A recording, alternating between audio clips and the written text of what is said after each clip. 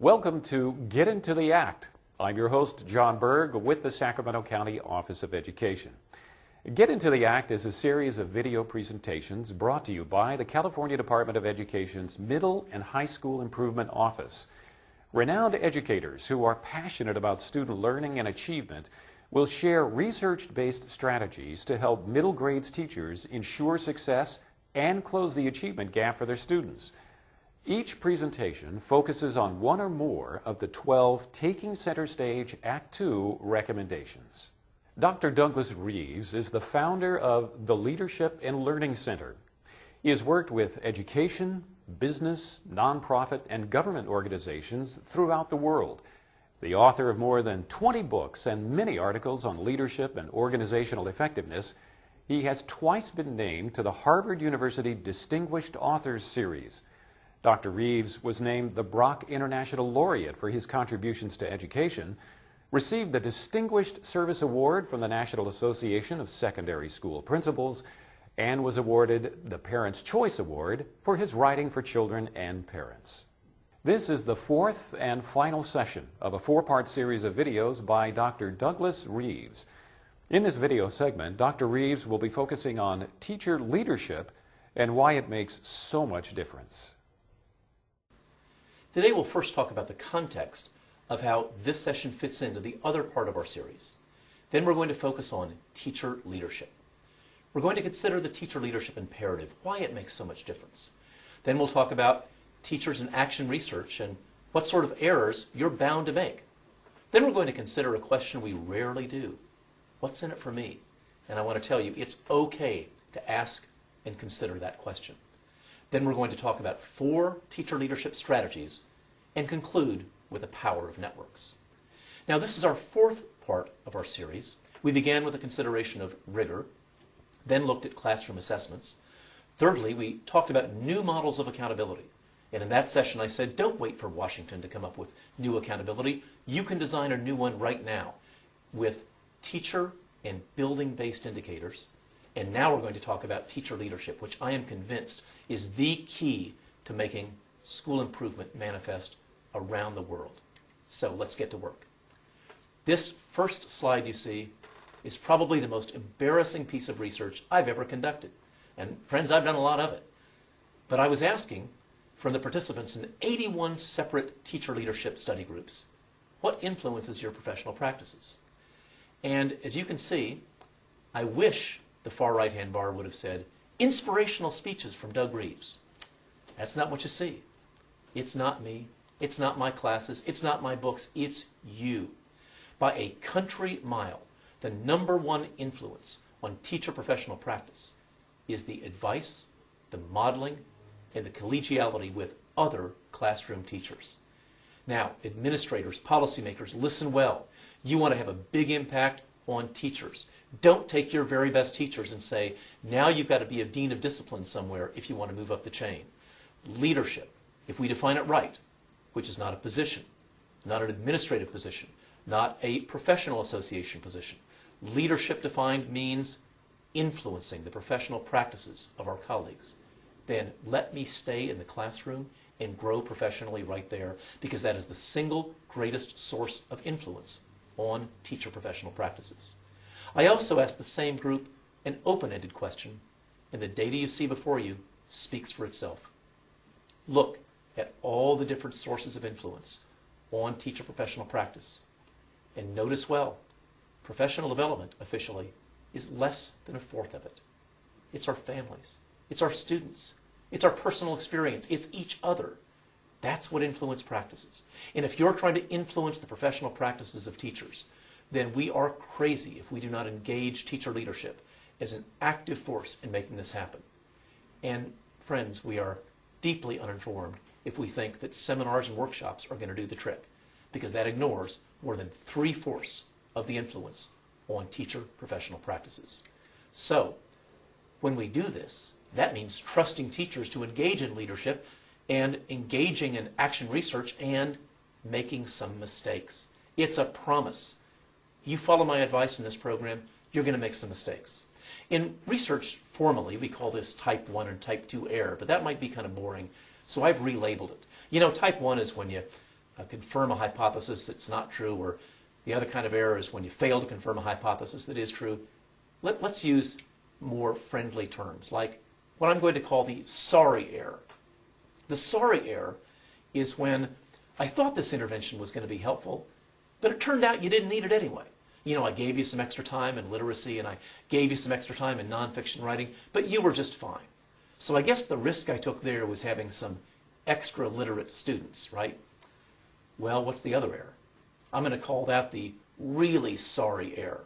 And the really sorry error is while I was waiting for scientific certainty, while I was waiting for perfection, while I was waiting to have somebody prove the last piece would be perfect in my professional leadership puzzle, another year went by and another generation of kids were lost to what might have been improved academic achievement. Now, friends, Goldilocks doesn't live at your school. There isn't any just right. You've got to choose between sorry, trying some things that may not work or may not be necessary, and really, really sorry, failing to try things that might have saved kids. There is no plan C. So choose wisely what kind of mistake you're going to make. Because, friends, you're going to make mistakes in research, in analysis, in professional practices, in leadership. There is no error-free choice. Just make the mistake wisely. And I think we ought to be making the mistake in favor of taking the risks of trying things, even if it means some extra interventions that aren't always necessary. Now, if we're willing to take the risk and combine teacher leadership and action research, let's consider what the options are and why it's so important. In fact, let's consider the question we almost hesitate to ask: what's in it for me? Teachers are in helping professions. We're sometimes so giving that we think it might be selfish to ask, what's in it for me?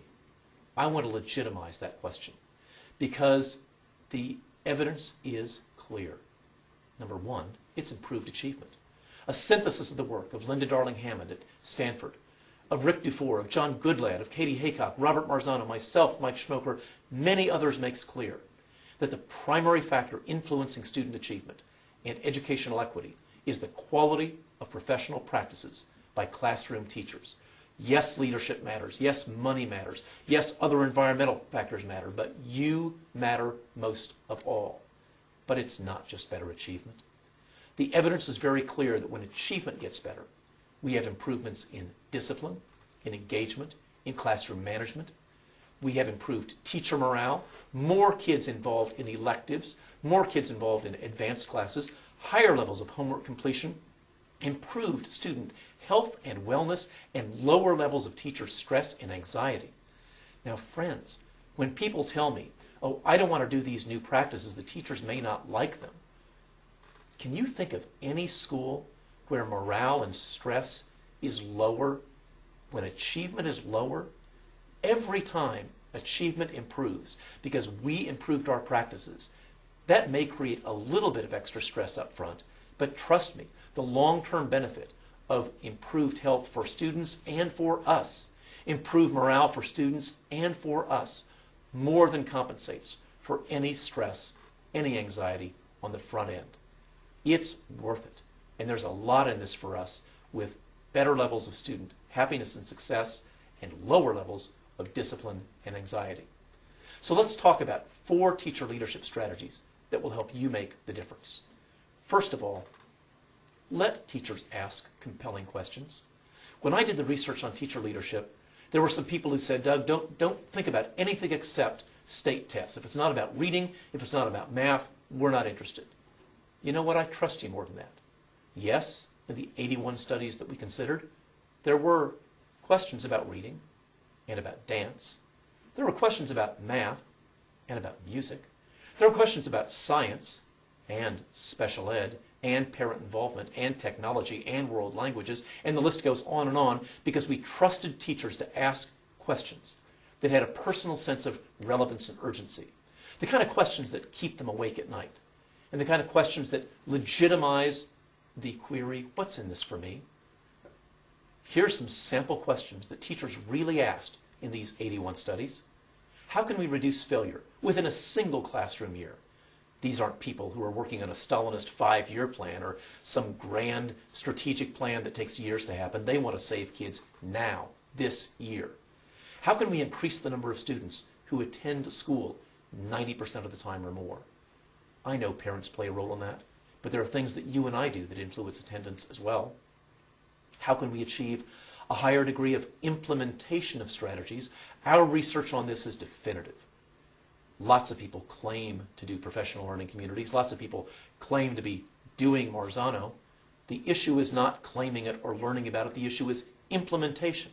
And when schools have 90% or more implementation, student achievement is dramatically higher. And when achievement is higher, discipline and morale are better. How can we improve engagement by teachers and students? Here's an interesting new European study. A lot of people talk about student engagement. What about us?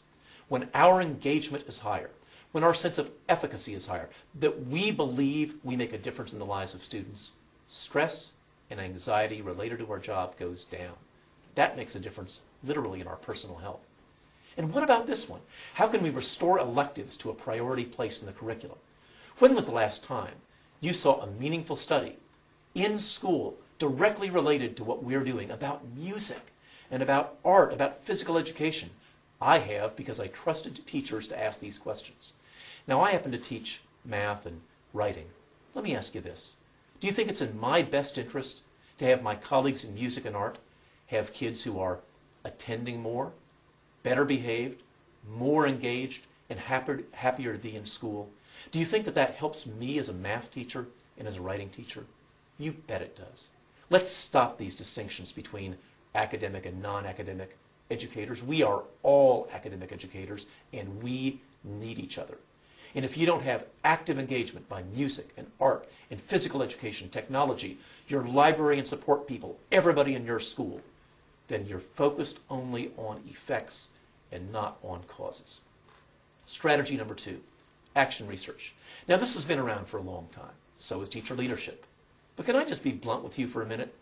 For decades, teacher leadership meant, we'll give them some extra duties like administrators have, but don't pay them for it. And action research meant, well, those statistics are kind of hard. Let's do this action research project instead, but nobody except your committee chair or your mom is going to read it. We can do better than that. When you combine action research and teacher leadership, they are two of the most powerful concepts we have. The single greatest impact on professional practices. Because people will look at big quantitative statistical studies like I do and not believe them until they see action research that says this works in your school with your kids. And when you embrace teacher leadership and action research as a combination, it will radically redefine the way that you do professional development. You want to know what we learned at the Leadership and Learning Center? We studied our own implementation, and we learned seminars aren't enough. Job-owning people isn't enough. We learned the 7-to-1 rule. 7 days of implementation for every 1 day of seminar.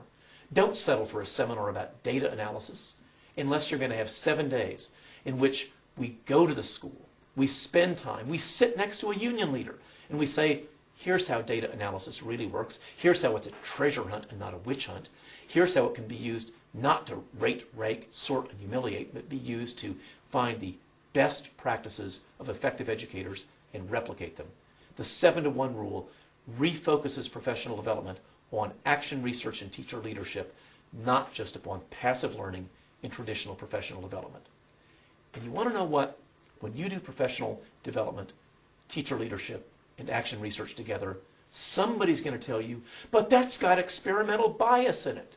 You're right. It will have experimental bias. But it's the right kind of bias. Think about this.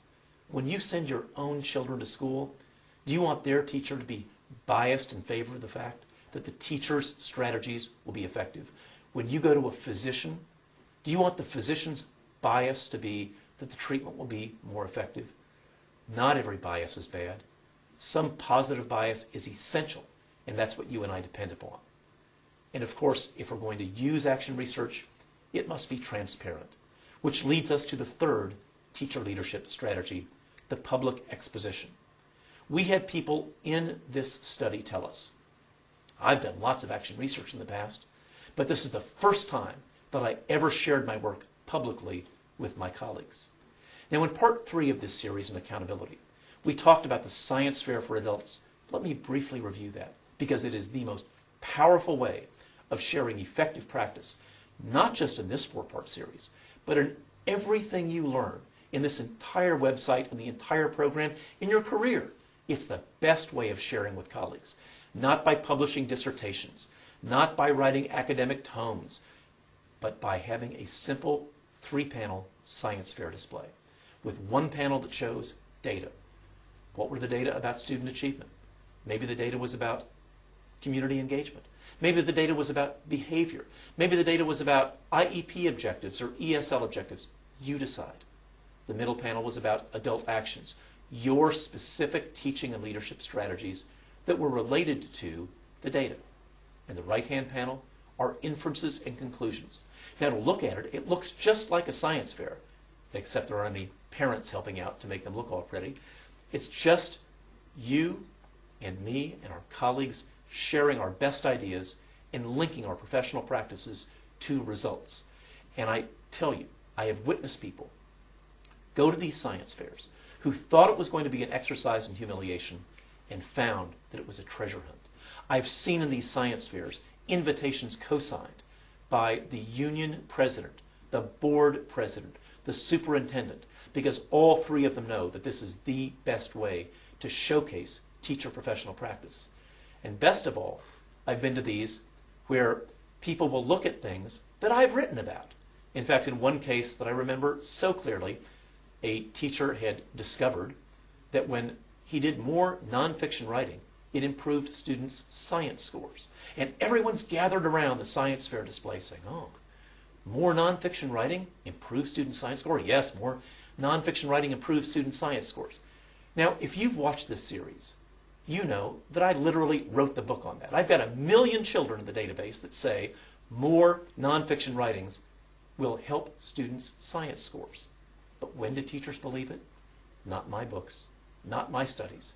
When their colleague demonstrated it in the classroom, that's the power of teacher leadership. Strategy number 4, evidence-based decisions. If we get this far, I know what you're going to ask. Who's going to listen to us? If we're right, will administrators change? If we're right, will my colleagues change? And what will we do if they refuse to change? I've seen this happen again and again, where we'll get so far proving, for example, that an improvement in assessment, an improvement in grading policy, an improvement in feedback strategy, an improvement in leadership is in fact effective, that will reduce failure, improve attendance, improve engagement. But at the end of the day, it's just not popular enough to pass muster. In 2008, the Harvard Education Review had a heartbreaking study of a teacher who for 4 consecutive years proved that a particular strategy led to improvements in student achievement. The results were compelling, published in one of the world's leading journals, and the last paragraph showed the power of resistance to change. Despite the success of the program in improving achievement, not only was this policy not adopted by the rest of the district or the rest of the school, it wasn't even adopted by the rest of the department. Why? It just wasn't popular enough. At the end of the day, leaders, you'll decide. Are you called to be effective or are you called to be popular? I want to suggest if popularity is your objective, brother, did you get in the wrong profession? You and I know that students thank us not immediately. I've never had somebody come up to me and say, oh, thank you for that rigorous assignment. It will stand me in good stead in the future. They bellyache, they moan, they complain, and sometimes that's just the adults. What we have to know is that we're in this for effectiveness. And you and I get thanked 10 years, 15, 20 years later. That's the lot of the teacher. So how do we stay sustained during the rough times? By networks. My latest research on the power of networks shows that if you want to influence teacher professional practice, networks, not hierarchies, are the way to go. Now, I say this with no disrespect. Some of my best friends are superintendents in California, and I like you, I respect you, but I want to tell you the way you influence teacher professional practice is not by administrative commands, it's with networks. Because hierarchy alone is so far removed from what teachers do in the classroom Sometimes hierarchical decisions never are even communicated there. In fact, the metaphor that you oftentimes hear is that school reform is as hard as turning around an aircraft carrier. You know, it probably is. In fact, just to explore that metaphor, I actually called up somebody who was on the deck of the USS Kitty Hawk, Commander Charlie Cutchell. And I said, Charlie, how long does it take to turn around the literal aircraft carrier? 6,000 people on board and one of the largest vessels at sea. Would you believe it's 9 to 11 minutes, depending upon sea conditions, to make a 180-degree turn? Now, we, in fact, can turn around the aircraft carrier, but let's see if we can learn a lesson from how they do that. If everything goes perfectly, the number of divisions between the admiral on the deck and the sailor in the engine room is 6. If there's anything challenging in operations and safety, that number of links goes down to 2. Now let me ask you, how many links separate the senior admiral on your deck from somebody in the engine room, the classroom that makes it all work? I suspect it's a lot more than 2, even when things aren't going well, maybe even more than 6. If we want to turn around the aircraft carrier, if you will, we can't depend upon hierarchy alone. We have to use networks. So let me briefly explore the 5 levels of networks that I've learned about and why they're so powerful. Level 1 is the contrived network. You see that all the time when somebody puts you on a listserv or a mailing list or assigns you to a committee.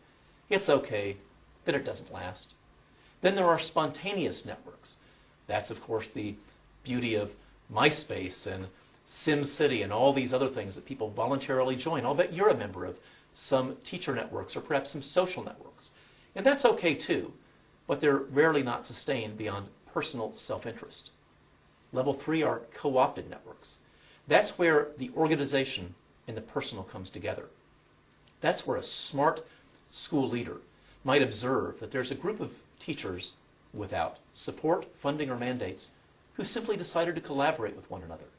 And the smart administrator will co-opt that network to say, how can I tap into the wisdom, the voluntary efforts of those spontaneous networks and make them shared and applicable throughout my entire school or system? Level 4 are nurtured networks. That's even better, where you let teachers start the network, but you nurture them with technology, with time, with support, with encouragement, with recognition, knowing that the best networks are sustained by their members, not by commands. And they are sustained because people believe that there is something of value for them in them. And the best thing that the leader can do is to nurture those networks with support. But level 5, that's the gold standard, is the value-driven network. Let me ask you this. What would happen to the networks to which you are now a member if there was no funding, no administrative mandates, no commands? The ones that would survive are those that you are a member of because you believe in the mission, because you are driven not by a command or by funding, but by values. Value-driven networks are the ones that cross school lines, that cross district lines. Value-driven networks are when teachers in California and teachers in China, when teachers in Canada and teachers in Argentina all share a commitment to student learning. Value-driven networks have everything to do with our sense of personal purpose and nothing to do with mandates or funding. If you want to harness the power of level 5 value-driven networks, you start with what teachers have already created. In sum, we know that the teacher leadership imperative is one of the strongest forces in education today. It is the single greatest influence on teacher professional practices. Not mandates, not schools, not me, it's you. We acknowledge that when you let teachers engage in leadership and in research, they'll make some mistakes. But the right kind of mistake is the mistake of initiative, not the mistake of waiting for perfection. We said that it's okay to ask the question, what's in it for me? Because what's in it for you is not just higher achievement, but better performance behaviorally, emotionally, better engagement, and ultimately better morale and health for students and teachers. We talked about 4 teacher leadership strategies, and finally, the power of networks. This is our final session in the 4-part series. If you'd like to learn more, come to our website and you'll find a wealth of material about improving teaching and learning in middle school. You've just seen Dr. Douglas Reeves discuss teacher leadership and why it makes so much difference. To find more information and additional resources on this and related topics, go to pubs.cde.ca.gov/TCS2.